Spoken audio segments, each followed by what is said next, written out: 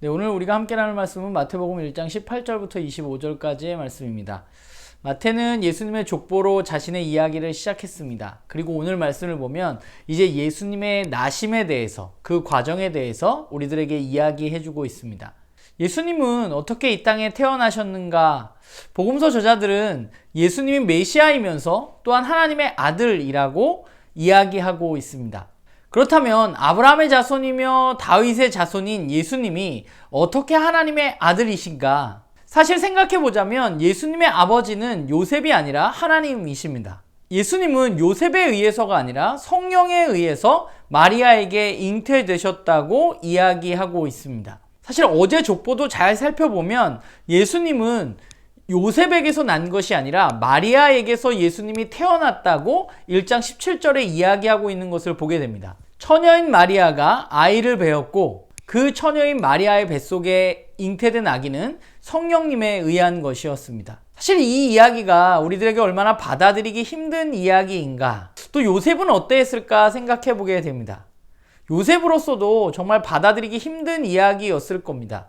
그래서인지 그는 조용히 약혼자였던 마리아와 파혼하기로 결정합니다. 그런데 그의 꿈에 나타난 하나님의 사자의 이야기를 그는 받아들이고 그 이야기를 신뢰함으로 말미암아서 마리아와 결혼해서 예수님을 낳게 되는 거죠. 그게 예수님의 나심의 과정입니다. 하나님의 아들이신 예수님이 이 땅에 어떻게 오시게 되었는가 생각해 본다면 그것은 하나님의 계획하신 가운데 성령님께서 일하셨기 때문입니다. 그러나 또 한 가지 중요한 측면이 있는데 그 중요한 측면이 무엇인가 하면 바로 하나님과 성령님의 일하심은 물론이고 그 일하심을 믿음으로 받아들인 바로 요셉과 마리아가 있었기 때문에 예수님이 이 땅에 오실 수 있었던 것이죠.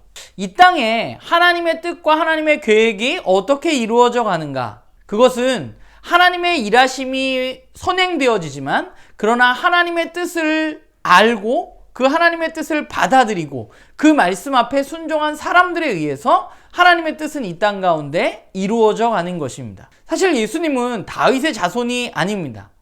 아브라함의 자손도 아닙니다. 그분은 하나님의 아들이십니다.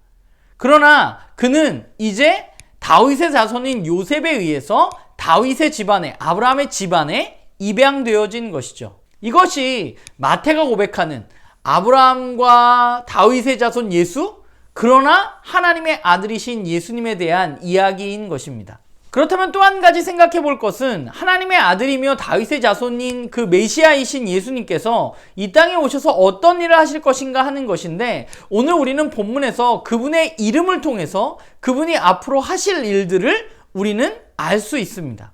오늘 본문에 그분의 이름이 두 가지로 나오고 있는데 하나는 예수이고 하나는 임마누엘이죠. 먼저 예수라는 이름의 의미는 자기 백성을 죄에서 구원할 자라는 뜻입니다. 그분은 자신의 백성들을 죄로부터 해방시키실 분이십니다.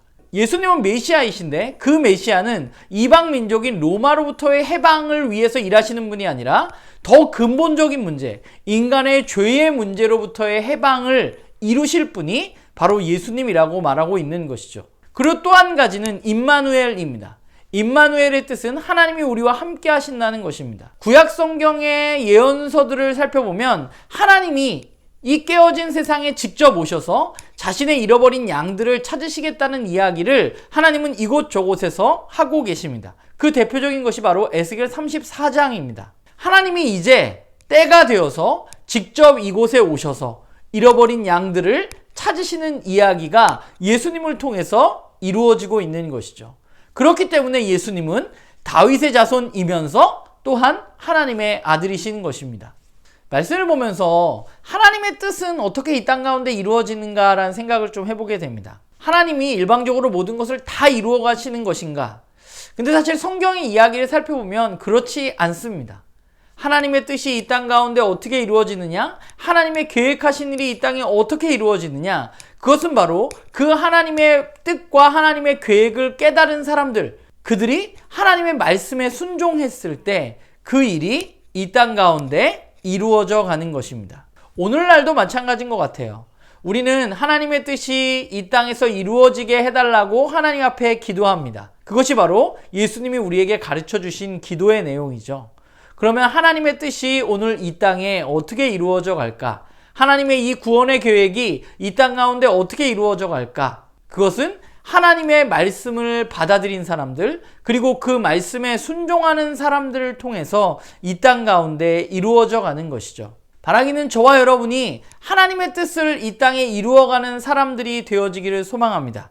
그러기 위해서 우리는 하나님의 말씀에 귀를 기울이고 하나님의 뜻을 올바로 알아가는 사람이 되는 것, 그것이 바로 우리가 해야 할 노력입니다.